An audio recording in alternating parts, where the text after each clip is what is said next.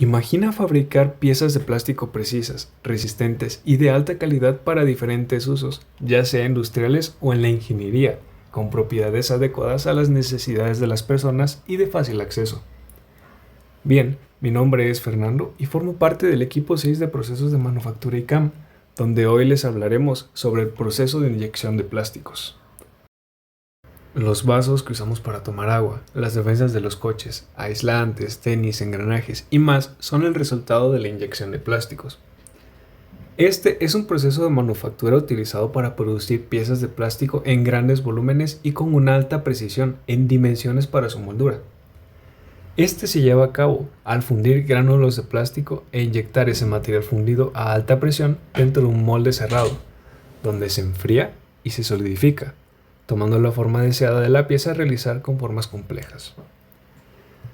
Estos permiten la versatilidad de usarse con otros materiales y tienen un bajo desperdicio de material, pero estos, al tener un diseño complejo, pueden generar problemas de geometría y dependencia de la refrigeración para sus acabados finales.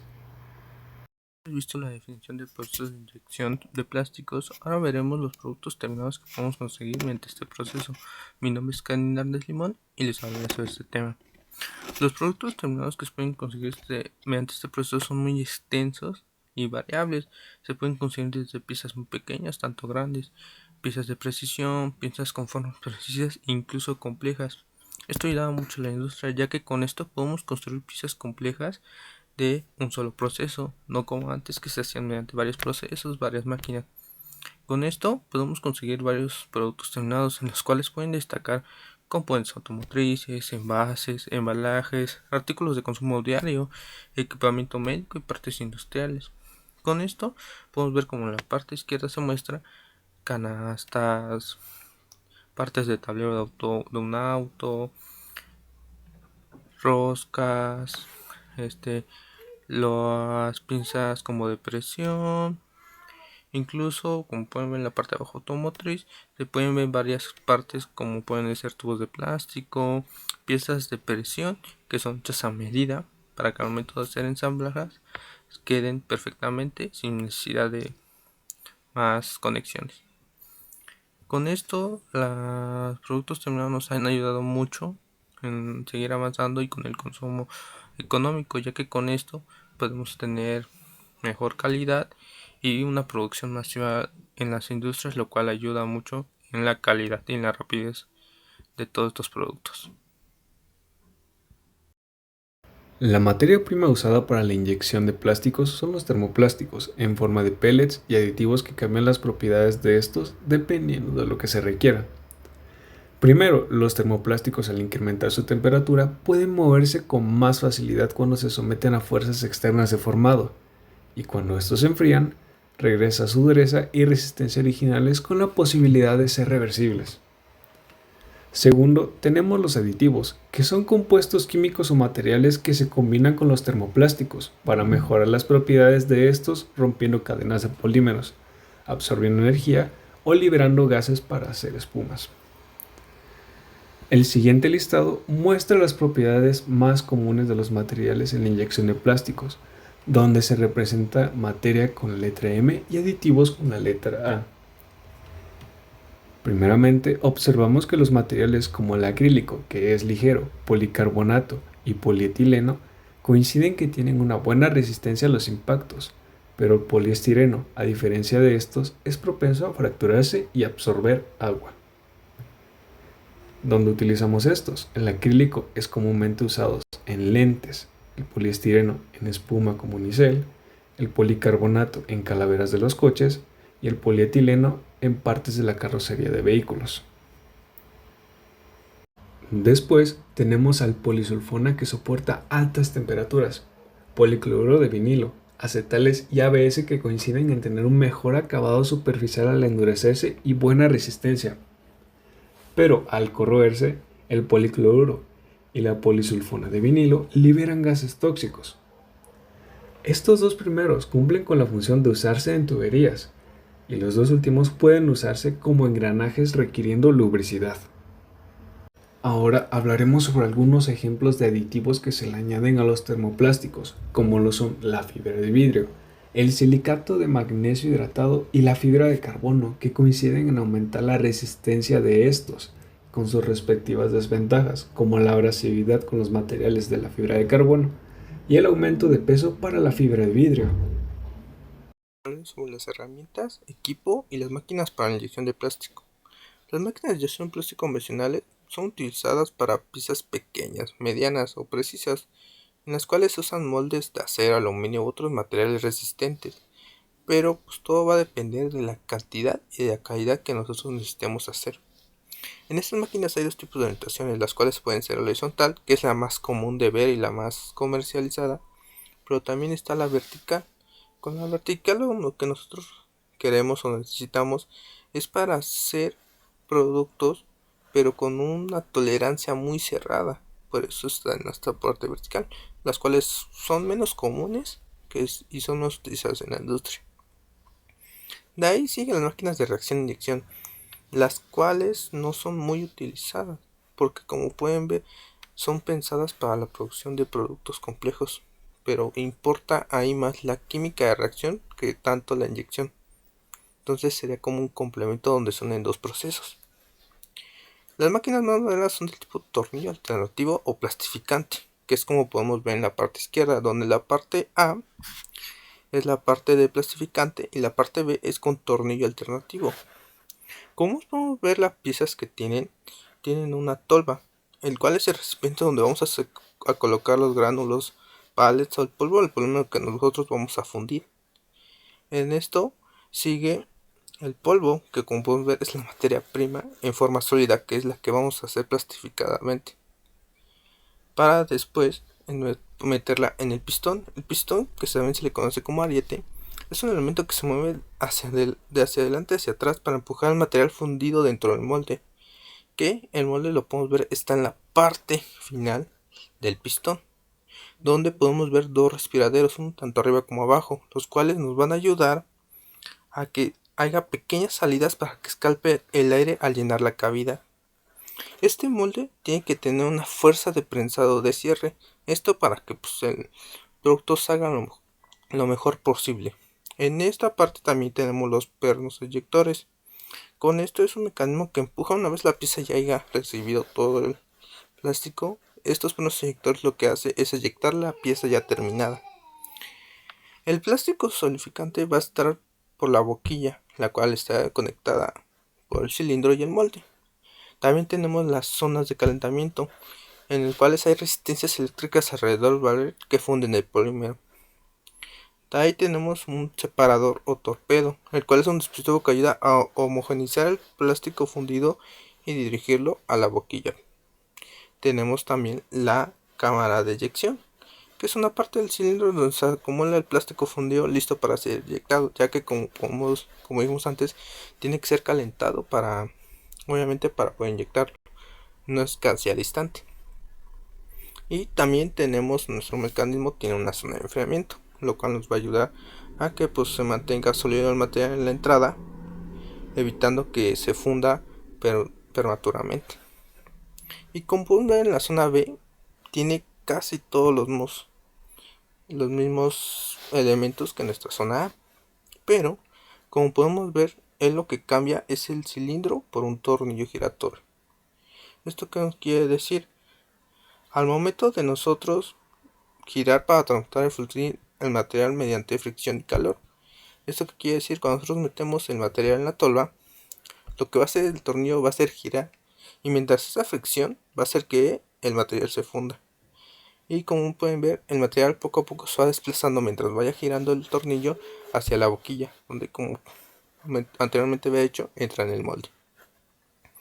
En estas máquinas se utilizan tres modos de moldeado, en las cuales los voy a mencionar ahorita. Uno de ellos es el molde de canal frío de dos placas. Este diseño es el más simple y común. Luego sigue el molde de canal frío de tres placas. Es un sistema de canales que se separa de la parte al abrir el molde. Y tenemos el molde de canal caliente, también conocido como el molde sin canal. El plástico fundido se mantiene caliente en una placa de canal caliente. Para seguir, hablaremos de las variables del proceso de inyección de plásticos. Yo soy Gerardo Luna Luna y bueno, este proceso no es solo cuestión de apretar botones, es comprender la relación entre las variables críticas que lo gobiernan, temperaturas, presión, tiempo, dejan de ser conceptos abstractos para convertirse en las palancas que nosotros accionamos para controlar el resultado final. Una variación mínima en cualquier parámetro puede ser la diferencia entre una pieza perfecta y un lote de material desperdiciado. Por lo tanto, entender estas variables no es solo técnicamente necesario, es económicamente vital. Bueno, alguna de estas variables claves es, por ejemplo, la de temperatura. En este ramo, la temperatura del barril, bueno, esta se refiere a la temperatura que calibra en las diferentes zonas del calentamiento de la inyectora. Otro es la temperatura del molde. Este se refiere a las temperaturas de las placas del molde a donde se inyecta el plástico fundido. Una de ellas, es la temperatura de la masilla. Esta se refiere a la temperatura real del plástico fundido. Bueno, para seguir tenemos las variables de presión. Unas de ellas, porque existen muchísimas. Una de ellas es la presión de inyección. Esta es aplicada por el pistón o tornillo para impulsar el plástico fundido hacia el molde. Otra es la presión de sostenimiento. Esta presión es aplicada después de la fase de inyección para empacar más el material en el molde. Y también tenemos las variables del tiempo. Tenemos tres, tanto tiempo de inyección, donde es el tiempo que le toma llenar el interior del molde. También tenemos tiempo de enfriamiento, tiempo en el que la pieza permanece en el molde para solidificarse antes de la expulsión, ya que si se queda menos tiempo del solicitado, se puede dañar el objeto, se puede fracturar, puede ser más débil. Y bueno, también tenemos el tiempo de sostenimiento. Este tiempo es durante el cual se aplica la presión de sostenimiento, donde se queda la pieza ahí quieta y solo se le está aplicando la presión. Y bueno, también tenemos algunas fórmulas para este proceso de inyección de plástico. La primera de ellas es la de fuerza de sujeción. Para obtener piezas consistentes y de alta calidad es fundamental aplicar una fuerza de sujeción, en este caso llamada F. Esto garantiza la integridad del molde durante todo el proceso de inyección, lo que resulta en productos precisos e impecables. Bueno, esta fuerza se calcula utilizando esta fórmula AM por BB sobre 1000, donde el área proyectada de la cavidad del molde está representada por AM en centímetros cuadrados. Por otro lado, PB denotada en la presión de llenado kilogramos sobre centímetro cuadrado. Esta fuerza asegura el cierre hermético del molde contra la fuerza del plástico fundido inyectado, evitando así deformaciones o defectos en el producto final. Generalmente los materiales que se requieren presiones de llenado más bajos presentan buena fluidez, mientras que aquellos con baja fluidez requieren valores más altos. Como segunda fórmula tenemos la de presión de inyección. Calcular la presión de inyección es clave en el proceso del moldeo por inyección. Esta presión se define como la fuerza que empuja el material plástico fundido hacia la cavidad del molde. La fórmula para calcular la presión es Pi es igual a P por A sobre AO, donde P corresponde a la presión de la bomba, A es el área efectiva del cilindro de inyección y AO es el área de la sección transversal del tornillo. En la práctica, en función de factores como la viscosidad del material, la geometría de la pieza y el diseño del molde, la presión de inyección debe calibrarse cuidadosamente. Como tercer fórmula tenemos el volumen de inyección. Se refiere a la cantidad de material plástico fundido que se inyecta en la cavidad del moldeo durante cada ciclo. Es un parámetro crucial que influye directamente en el tamaño de la forma y la calidad de las piezas moldeadas. La fórmula es igual a pi por do entre 2 elevado al cuadrado por st. Esto donde do representa el diámetro del tornillo, st representa la carrera de inyección. Este puede asegurarse de que la cavidad del molde esté suficientemente llena con la cantidad requerida del material al comprender y calcular con precisión el volumen de inyección. Esto ayuda a lograr dimensiones de piezas consistentes y minimizar defectos como huecos o hundimientos. Y bueno, como última fórmula tenemos la fórmula de velocidad de inyección, donde S está en centímetros sobre segundo. Bueno, otro factor crucial en el modelo por inyección es la velocidad de inyección, medida en centímetros sobre segundo. Esta determina la rapidez con la que se inserta el material plástico fundido en la cavidad del modelo durante la fabricación. La velocidad también es directamente proporcional al tiempo de llenado, a las características del flujo y a la calidad de generar las piezas. Y bueno, la fórmula de la velocidad de inyección es S igual a Q sobre A, donde Q representa el volumen de descarga de la bomba por revolución y A denota el área efectiva del cilindro de inyección.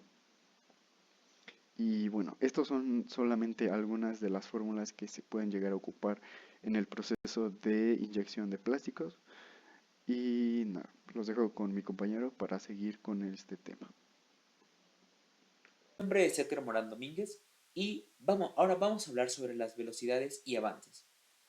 Y vamos a retomar las diapositivas sobre las variables del proceso.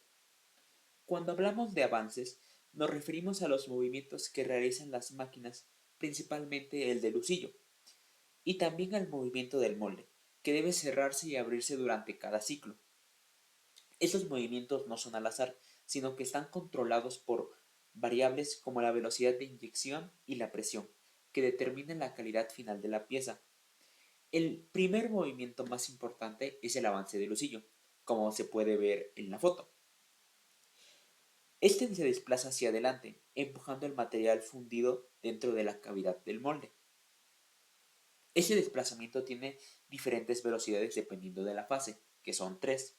La primera es la fase de inyección o llenado, en donde la velocidad es alta, porque se necesita llenar rápidamente toda la cavidad del molde, antes de que el plástico comience a solidificarse.